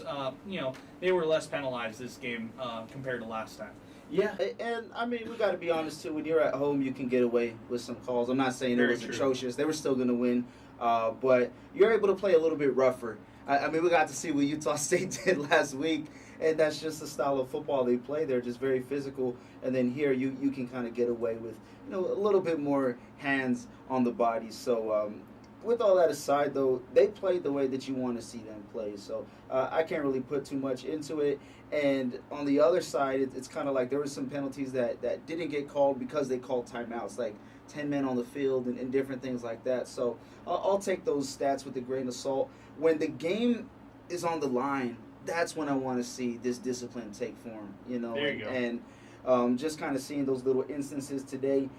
Don't have too much faith in that because there's still a lot of special teams woes. Now, one thing we can say, though, the return team, oh my goodness, a complete 180 from last week, and you're able to give yourself some better field position, something they did not have last week. So when you can help yourself out with little instances like that, that gives you a better chance to win the football game. Yeah, I'm totally with you on that one there, Sal. Our telephone number, 915-505-6009. Zay Calindo is on the way. Man, we got some late-night Miner Talk here as we continue. That's all I have to say right there. Sal, I'll let you react to some of these tweets that are coming in here on the program. Delusional Cade McConnell fan. I have no clue who this is. This is hilarious. You will never know who runs this account. Only Cade and Zay know the true nature of me. Ha ha ha. There you go. This is from Catherine Posey Sarignana. These miners are the ones that we've been waiting for. Hashtag picks up. This is coming in from Joe Chacon, who we missed today. We didn't get a chance to see him today. Don't know what happened to Pinky. He's on Twitter arrest. What? He's on Twitter arrest? Oh, wow, he is. So I'm looking at Pinky's. The Feds got Pinky, no. I'm looking at Pinky's Twitter, and it says account suspended. What happened? Pinky is not on Twitter. He's on Twitter arrest, I guess. He says, well, we're there, rain or shine. Hashtag repping from El Chuco now. Hashtag getting to a bowl. Hashtag Adrian is my bro. Hashtag Sal is my pal. Hashtag join the dynasty, Adrian. What? You should do it, man. You should do it. I need time in CFB 26. That's what I need for sure. NCAA 26. That's for sure. That's what I need. Sal, I'm gonna run down some Conference USA scores because I love to do this. Let's do it. This is one of my favorite segments of the show. Hawaii leading Sam Houston 20-6 right now in the third quarter. Get ready for those Mountain West after dark games that are coming here soon. that's a reflection or or I should say a nice foreshadowing into what will happen next year. UTEP playing games past midnight for some of these Hawaii kickoffs, so just keep that in mind as well. LSU defeats La Tech, of course, but 23-7 is the final score. Yeah, it was. I don't want to say it was relatively close, but I'll put it like this: it was basically 3/4 of what we saw UTEP do against Tennessee last year, right, for that first half or whatever. So you basically got 3/4 instead of 2, but LSU just a little bit or a lot more talented, and had a little bit more cooking for them. And it was an ugly game, and they still won by multiple possessions. So no, man, Louisiana Tech played sound, and that defense really stuffed that up. If I'm not mistaken, let me pull it up. Maybe they had the lead like 3-0 at some point, but either way, though, La Tech, respectable performance against they never had the lead. I take it all back. It's all good. But a respectable performance for them in that one. It's basically UTEP Texas when it comes to La Tech LSU. Jacksonville State defeated Liberty 34-24. That was the final today as well. Wisconsin all over Middle Tennessee 42-10. Missouri State with the upset, Sal, 21-20 over Marshall. There you go. Toledo. Oh man, I can't believe the fact that they just annihilated Western Kentucky 45-21. That was a killer. But here you go. Here's the big one.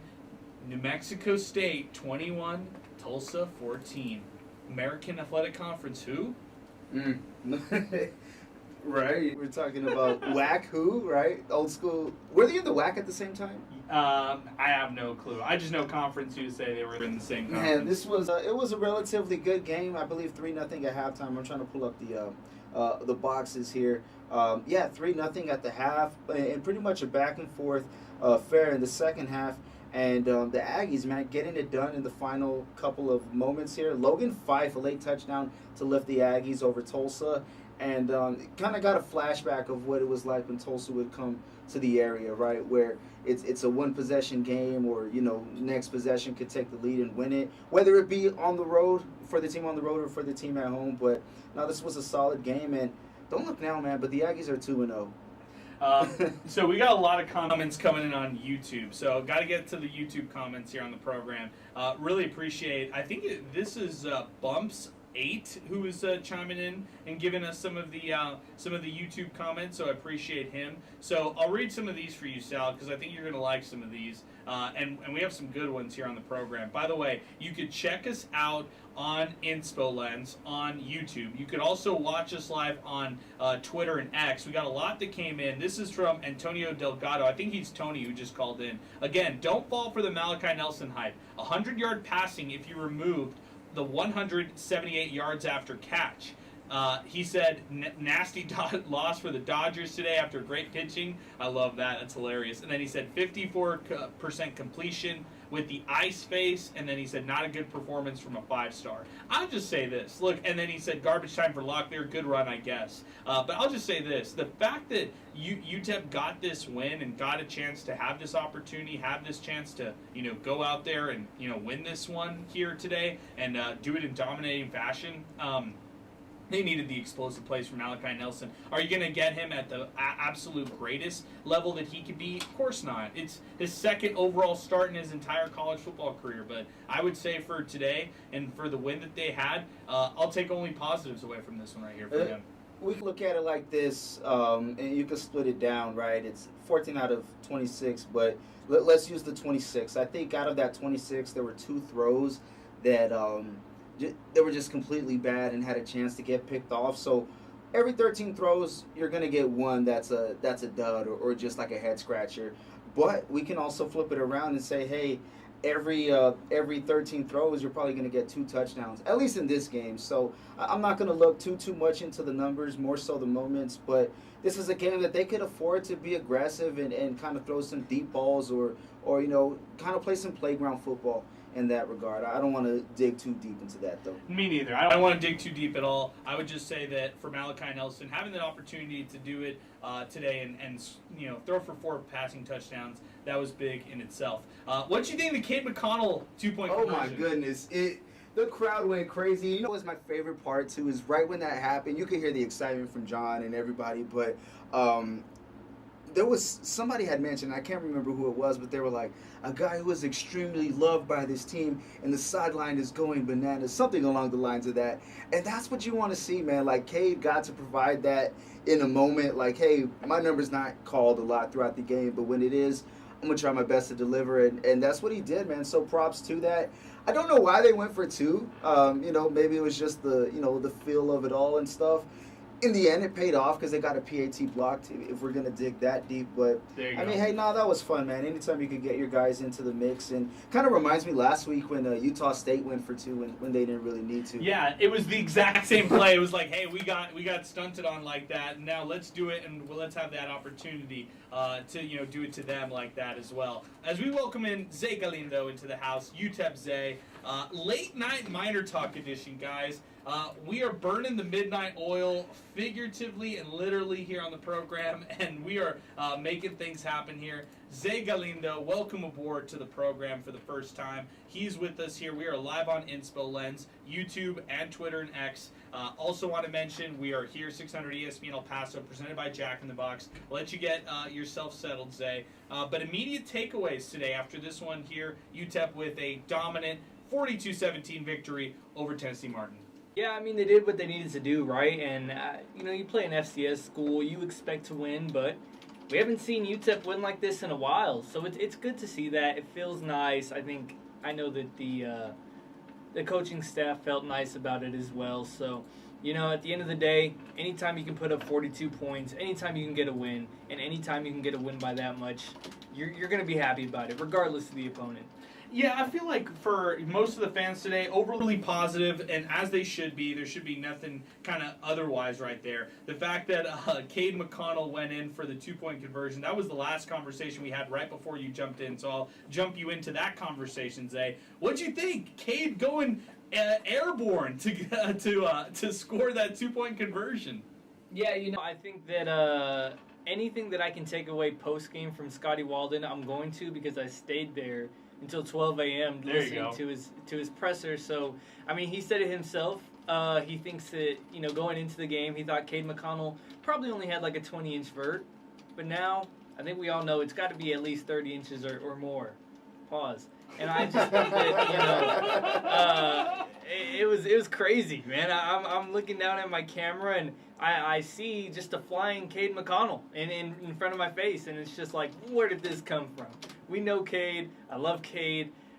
He's not like the most athletic guy you're going to see on the Division I football field. So for him to just go airborne, to lay his body out like that, I mean, that wasn't even supposed to happen. Like, they said it was a blown-up play. Cade just took it into his own hands, and it was sick. And, at the end of the day, it makes the score look much nicer because, UTEP had a block PAT a little bit later on. So, that was pretty cool. I think that was the highlight of the game for me. That was so funny. I mean, to see him go airborne. I mean, first off, to see them make that decision, I was like, no, don't do this. I even said to myself, don't do this. You don't have anything to prove. You're already up 2 touchdowns. Don't do this. And then I had to look. Then I was looking down. I said this earlier. I was looking down on my notebook. I was writing the touchdown, the touchdown play in my notebook and all that kind of stuff right there. And then I look up and I just see our friend Cade McConnell just dive into it, like literally dive into the end zone and go airborne. That was insane. To actually see that kind of thing happen right there. The FIU game is one thing, but to see Cade McConnell go airborne like that is a whole other thing. So great stuff. Was it a couple years ago? Was it Michigan, Alabama? Last play of the game, Jalen Milroe gets a snap. Should have just did what Cade did right there. I'm just saying, 20 feet in the air, Space Jam, dunk to win the game type stuff. I'm not lying. Is there a controversy on the change of pace quarterback now that Cade McConnell can do this? I mean, have you guys seen I don't know, maybe I don't want to say I'm young, on TikTok more, so I'm a little bit younger. I'm into the trends, but there's this thing where it's I'm talking about in it, and he just it's a dance. That's what Cade did. He was in it. If somebody can make a TikTok of it, I don't want to sound insane here. Somebody can make a TikTok off of it and get 100,000 likes right now. So I just gave somebody I might You do gotta it. do- you gotta now do I it. gotta You do gotta it. do See, it, I Zay. just gave away my idea. Or maybe Cade could do it, who's joining us now on the phone lines as we continue. Let's go. Cade, where did this come from? Adrian, I have no idea.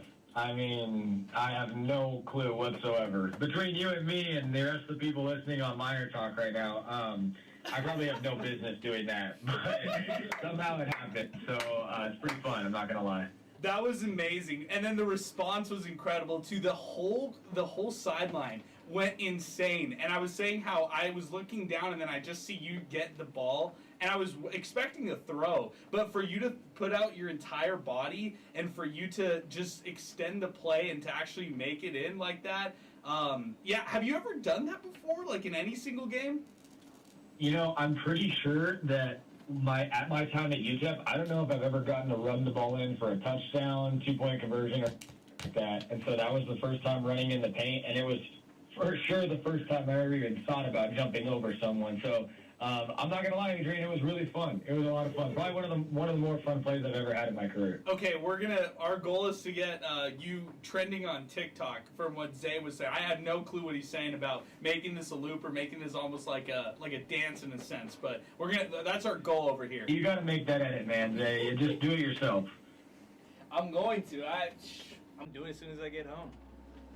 Adrian, you know it's a good night if Zay is giving me praise. There you go. That's how we should end this one. Cade, thank you so much for joining us briefly here on the program, my man. You're the man. Thanks, guys. Have a great rest of MinerTalk. All right, that's Cade McConnell, friend of the program. I said that he was posting all over social media, and then I had to do the bat signal and say, wait a second, we're talking about you literally right now. And then he just got on the phone and called us. So that's our guy, Cade McConnell, who always calls us when good things happen his way. So that was a lot of fun to hear him on the program as we continue. Some late night MinerTalk, guys. That's what can happen. Always late night MinerTalk. We can always have some crazy stuff going on here right now. So yeah, maybe this one right here, is just going to be extra special because getting a chance to talk to Cade McConnell after hours, that's going to be good. But Sal, I agree with you. I have no clue. So if you're a listener right now and you're hearing us cut in and out, apologize. But shout out to Inspo Lens. That's how we are live right now, and maybe this will end up getting us a new board here, Sal. I agree with you. Yeah,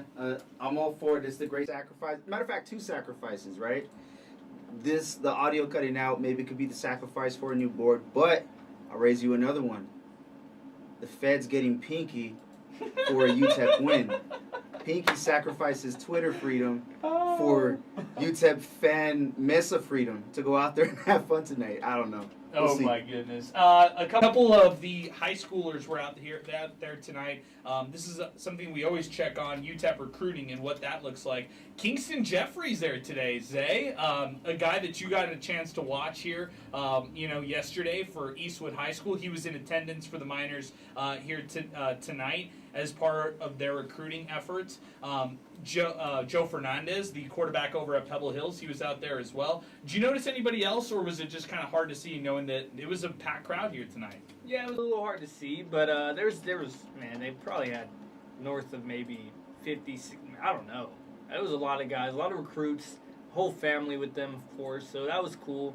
I saw the Mini Cooper, I always forget his name, from Andrus, the youngest Cooper. Yeah, he's a baller. Mm-hmm. So, and then post-game, Scotty Walden shot me a little look after he's thanking everybody. He said, Zay, we got some commits in that locker room, just wait. And I was like, okay. So it looks like they're building up that class of 26 again, and I'll be, nobody, if you know me, I love UTEP recruiting. I'll be the first one to look at it. I'll be the first one to tweet about it. I'm tapped into it, so I'm excited. I hope there's more people like me. On Twitter, you have the little niche groups of UTEP Twitter. I feel like I'm the only one in recruiting Twitter right now, man. What happened to everybody? Hey, shout out to El Paso Visuals Deportivos. No one could be against us tonight, and including our boy, El Paso Visuals, who's saying, hey, Town Square Media, the sound keeps cutting in and out. Help the crew who's working past midnight with a new board. They've earned it. Hashtag MinerTalk.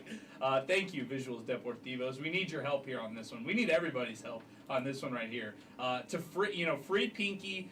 free our board here, which sounds terrible right now. And then, thank you to all those who are listening to us still on Inspo Lens. We have 273 live viewers right now on Inspo Lens on Twitter and X. So big shout out to them and everybody who's listening to us live here in this capacity.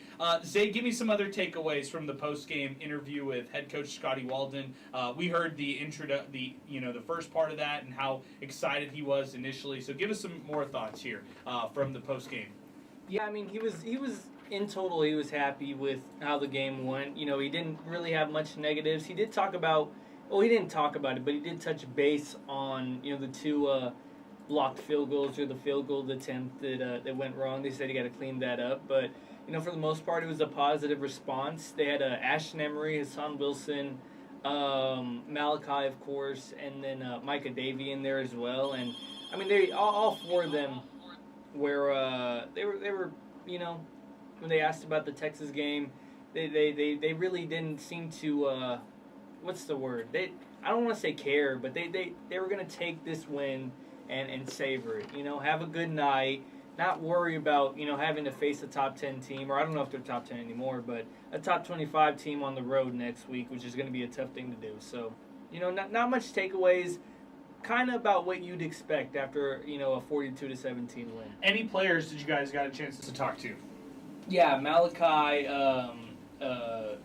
Ashton Emery, Hassan Wilson, and Micah Davey, and all four of them had pretty good games. I mean, it was the first time UTEP had a 100-yard rusher and a 100-yard receiver since 2020. Or check that, it's 2 100-yard rushers and a 100-yard receiver. All right, good stuff. Let's go to before we get to more on the post game.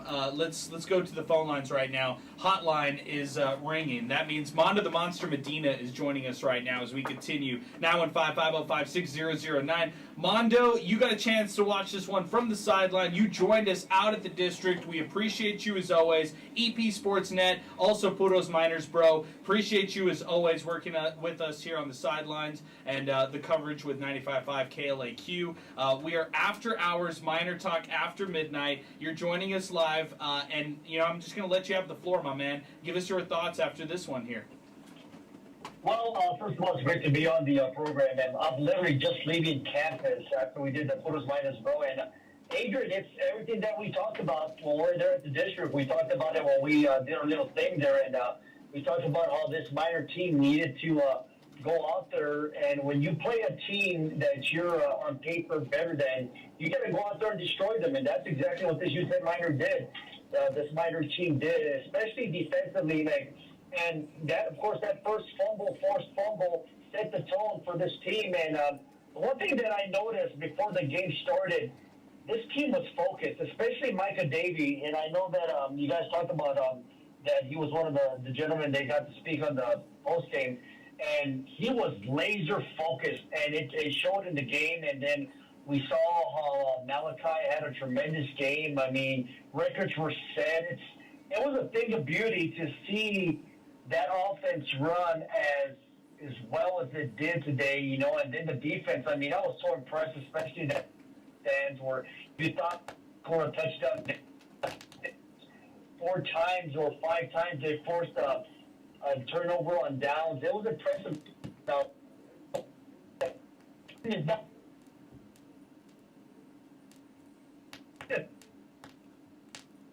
In the fourth quarter, I thought the team got a little complacent, and that's why you saw that other touchdown being scored, and then a couple of mistakes where Coach Walden had to call a couple of timeouts and special teams, and he was red hot about that. And he should have.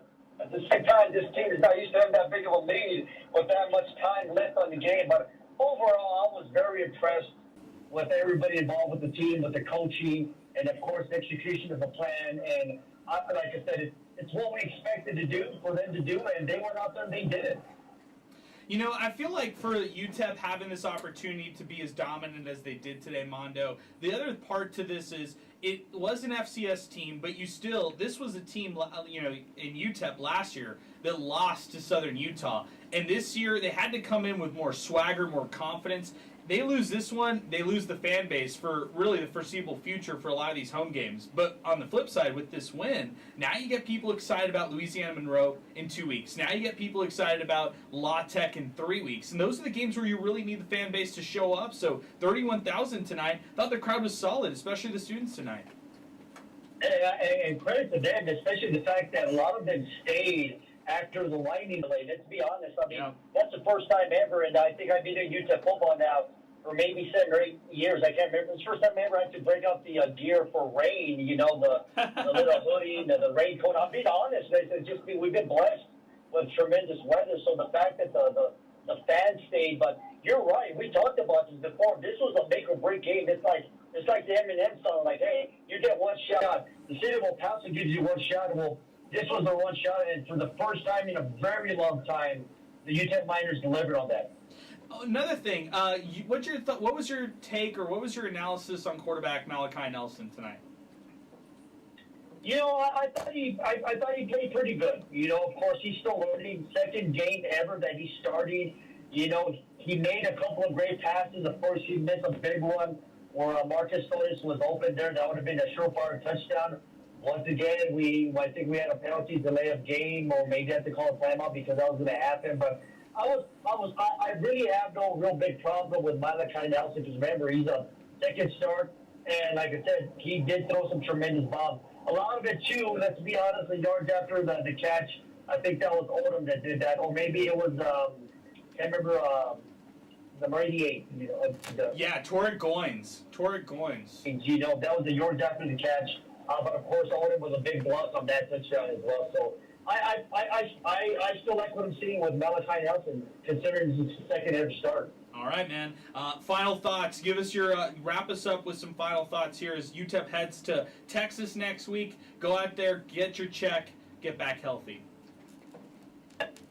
You go out there and play against Texas there at UT Austin. I mean, that's one of those stadiums where when you go out there, it's one of those when you play a team like that you can't let the uniform affect you. And I'll be honest with you, a couple of years ago when the Miners played Oklahoma there in Norman, that game was over pregame because of all the pregame festivities that they did there.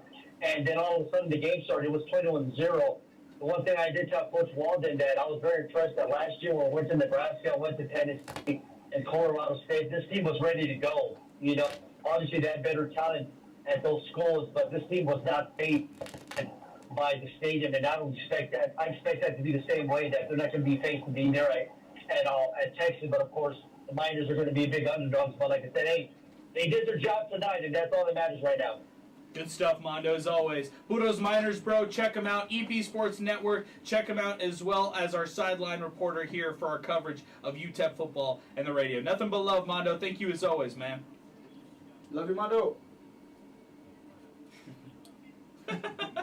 Mondo the Monster Medina here joining us as we continue. We're live on Inspo Lens. We're live here 600 ESPN El Paso as we continue. Let's burn through another call, and then guys, I feel like we have to hit like the break. Like we did this today. We had a great show, and I think we're hitting the finish line here on the program here today. So let's get to a couple other phone calls, and then we'll wrap it up with some of our final thoughts here as we continue. Appreciate everybody who's hung in with us on air despite the technical difficulties that we're experiencing. And how ironic is it that I'm talking about technical difficulties, and then we hit the technical difficulties. So super ironic, but appreciate everybody who hung in with us and listening to us, and then appreciate everybody who's still listening to us and watching us on Inspo Lens. We are live right now. We've got hundreds of viewers right now watching us as we continue. George is next with us. George, my man, what's going on? I loved catching up with you right there at the rain delay. The tunnel looked pretty packed, and actually everybody stayed. I was at the concession, got myself a little bit of popcorn, a soda, and then went to my seat after 30 minutes and was pleasantly surprised to have the Miners go on top. And a lot of cleanup that's going to have to happen, but, you know, overall, they stayed in the game. They played a good game. I like that he gave Shea Smith an opportunity, Malachi Paso, that one 94-yard run. That was amazing. I saw it, and as soon as I saw him got into the outside lane, I knew that this kid's gone. He's out of here. And there was a couple of exciting plays that could have turned into touchdowns, but you know what? It is what it is. It was a hell of a game. It was a way to start the season right. I'm not expecting too much at UT Austin, but hey, we can always be hopeful that they can pull out a victory. If they get out with the least amount of injuries, I think that's going to be great. Either way, I'm still going to support my Miners like I always do. George, my thing that I was going to say is that I felt like a man of the people. I even had to post it. I was a man of the people, and I was out there bracing going through the concourse. I don't know how anybody had like internet service or like cell phone service, because every time as soon as I went down there, I lost all sort of service out there. But I'm glad that I got a chance to run into you, man. Any final thoughts here as we wrap it up here with you? You know what? I hope the season continues this way. I love the atmosphere that was out there at the Miner Stadium. It was intense. It was electric. I hope they build on this, and whatever happens, I'm still going to support. I'm Miner strong all the way. Hey, and I also want to touch. I love the orange swarm. The orange swarm. I think I'm gonna design or do something with a shirt, orange swarm, the defense, because that's what they look like. They were swarming all over the ball. You could cop one of these hats here thanks to Thomas Adams Apparel. I'm rocking one right now, but I appreciate it as always. Thank you, George. It's great to hear from you, and it's great seeing you here earlier today as we continue. Guys, let's talk a little bit more about some final thoughts here on the program today, and I appreciate everybody weighing in. First off, for both of you guys, thoughts about Texas going into next week. Whoever wants to go ahead, you go ahead. I think we hit the nail on the head is go out there, try to make some plays, and get back healthy, because the real season is going to start the game right after Monroe. So as soon as pretty much non-conference play is done, you kind of get to the meat of everything. And, I mean, some teams that are usually bottom dwellers in this conference or just not power schools, in a conference like Conference USA, I mean, they could have a chance to do, I don't want to say something special, but doing a lot better than they were in recent years. And I say this, so I'm going to bring up New Mexico State. And if I tell you this before the season starts, you'll be like, yeah, you're crazy. But I tell you this now as they're 2-0. They have a chance, Adrian, I kid you not, to be 5-0 going into, Lynchburg, where Liberty's at. I'm going to reel it off. Louisiana Tech. It's going to be tough. I'm not going to say they're gimmies. Okay. Mexico's going to be tough, too. And Sam Houston, I think they're kind of on the same level, but I'll give New Mexico State the edge there. But those are winnable games, guys. And I say all that because Conference USA could be a dogfight for what it's worth, come into late October, early November. So UTEP, stay healthy, because once Conference USA play starts, you could have just as good a chance as anybody else in this league. And you go to the Mountain West next year, that has to be added pressure onto you for you guys to want to go out there and get those wins in this conference. They've never won a Conference USA championship, regular season or the championship game itself. Never even been to one. Wow, that's some of the takeaways that you're saying those kind of things here today. Yeah, I know I went off on a tangent because I don't know what else to say too much about Texas, right? Just get out there healthy and be ready for it. Just try to compete in this conference, which is definitely not the greatest conference whatsoever. Zay, final thoughts here. Going into Texas as UTEP takes on the Longhorns next Saturday. Yeah, I think that it's a paycheck game, but I hope the players don't look at it like that. I hope they, at the end of the day, you're the same playing field. You're recruited, to be in those types of positions, regardless of your opponent. So don't go in there thinking you're going to lose. Go in there just like it's a regular game. They put your pants on the same way as UTEP does. And, if you get killed 59-3, come out of it healthy. But I just, it's a mentality thing. I really don't want to see UTEP go out there and just play like they already lost. Because you see that all the time with paycheck games or at every level of sports. So it shows who's tough. If you can get through a 47-3 beating and respond next week just as well, then I'll be happy with it. Your thoughts on the Lightning delay? I say it. I said it on the Football Friday Night podcast. Lightning is undefeated in El Paso. They haven't lost a game. You know, it's without fail, man. Home openers, week 1 opener, it doesn't matter. You know, if you're playing a game in early September, early August in El Paso, chances are you're going to have a lightning delay. And then Hashawn Wilson, longest play from scrimmage in UTEP history. Yeah, I mean, it's give him the ball more. You know, that the good things happen when you give Hassan Wilson the ball, but, you know, it reminded me of the Tom Lee painting. You know, I don't even I don't know how that just came up into my head. You know, I saw your tweet, and I just remember seeing the painting. You know, UTEP beats Utah. I think it was like 13 to like 12-6 something. It was a weird score, a Hail Mary, 94 yards. I mean, that's like a sick play. Like, I don't know how I thought of it. It was one heck of a memory, because I have a bad memory. I don't remember stuff like that. But, yeah, it's a sick painting, a sick play to think back on. So shout out Hassan Wilson for making me think about that play. Sal, I thought about the Aaron Jones play. It was the 91-yard rush he had against Texas Tech. Yeah. No, it was beautiful. Just a nice cut and able to kind of literally beat to the step and get that breakaway speed. I mean, you got to see a mix of everything. You got to see the cut. You got to see the power, kind of shaking off that tackle, and then you got to see the boost of speed going yard pretty much. And I'll put it this way: usually highlights are like, let's say 15 seconds on average. This one cleared like 27 seconds. And you know, there's like waves, you know, that you can see go up and down, and there might be a little bit of a gap where you see like noise, but no, it was talking for literally like 27 seconds plus, just this guy going yard, and it just gets louder and louder with Tysh. So no, man, it was a beautiful play, and I don't want to say they were trying to one up each other, but it was kind of like, hey, look what I could do too. And you got to see it from Emery, for sure, from Kenny Odom, who the guy's so quick, man. He really is extremely quick. And I mean, shoot, we're talking about superpowers. Cade McConnell does his jump right there on that PAT, 2-point PAT. So no, that was pretty cool stuff. Eric Willis III with 2 punt returns, averaging 36 yards per. He had 71 total, along of 56. And this was Jojo Ortiz who said this on our YouTube feed through Inspo Lens. Seeing Cam Thomas's backup as a returner was great. Their future is bright. I'd agree. I thought the kickoff return was solid and the punt return was solid too. So I really like that, Zay.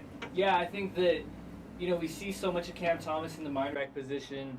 We kind of forget that, you know, they've done a good job recruiting little, short, speedy guys. You know, guys that are basically, you know, copies of Cam Thomas. Now, you can't really copy a guy like Cam Thomas, how good he's been and how versatile he is, but you can have that kind of mold that they've gone after. And I think they have maybe 3 or 4 guys that can really step up in that position. And then, of course, you know, you have 2 or 3 commits coming in next year. You know, Davion Singleton, one of them, he's a guy who, you know, can be that minor back. So I know that losing Cam Thomas, you know, Scotty Walden said that they're going to update us, you know, next week to see what his status is. But losing him even for a game is tough. But it's worth it when you have so much, you know, speed and quickness in that role.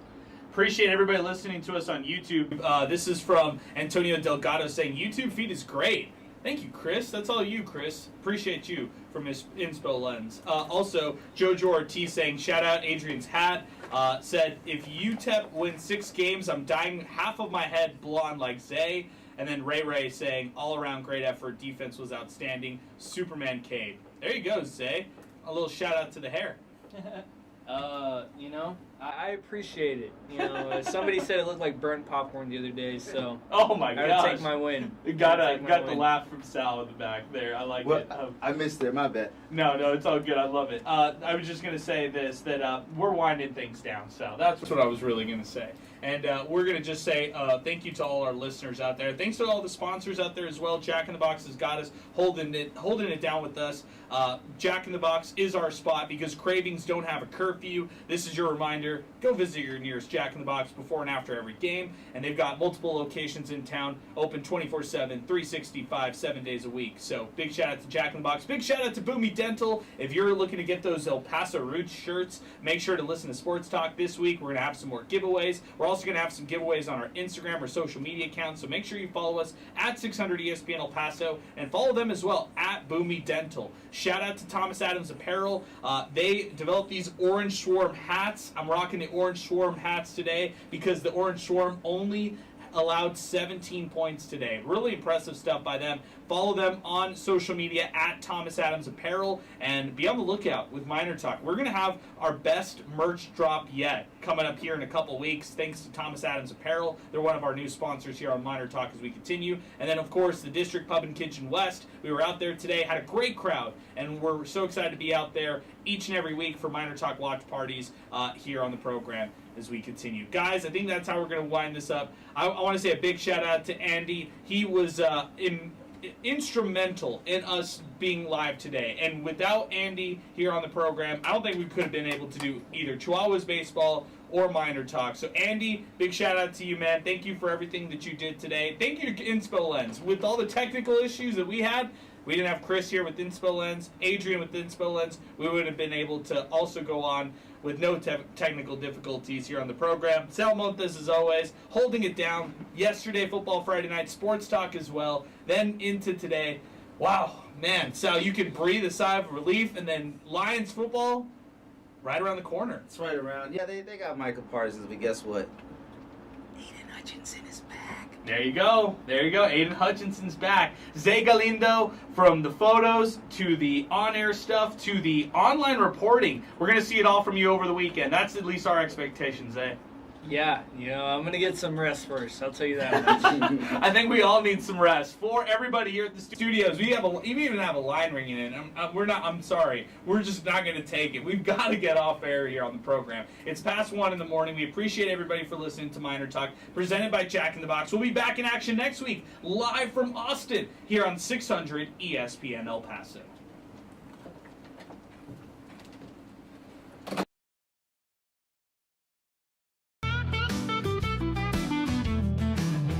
Cruising down the streets of BP, you know where the miners be. Tune in when the sun goes down, MinerTalk's the word of town. From the Sun Bowl to the lights, we're talking football every night. Win or lose, we're standing tall, El Paso's pride, we've seen it all. MinerTalk, we're keeping it real, every play, every drill. From the field to the mic, we're all in, ready to strike. El Paso nights, the stars so bright. MinerTalk's got the spotlight. Orange and blue, we never stall. Talking miners standing tall. Franklin Mountains in the back, with the miners on the attack. We break it down every snap. With every fan, we bridge the gap. The Rio Grande that flows so wide. MinerTalk's our city's pride. From the lows to the heights, we're here for those game nights. MinerTalk, we're keeping it real. Every play, every drill. From the field to the mic, we're all in, ready to strike. El Paso nights, the stars so bright. MinerTalk's got the spotlight. Orange and blue, we never stall. Talking miners standing tall.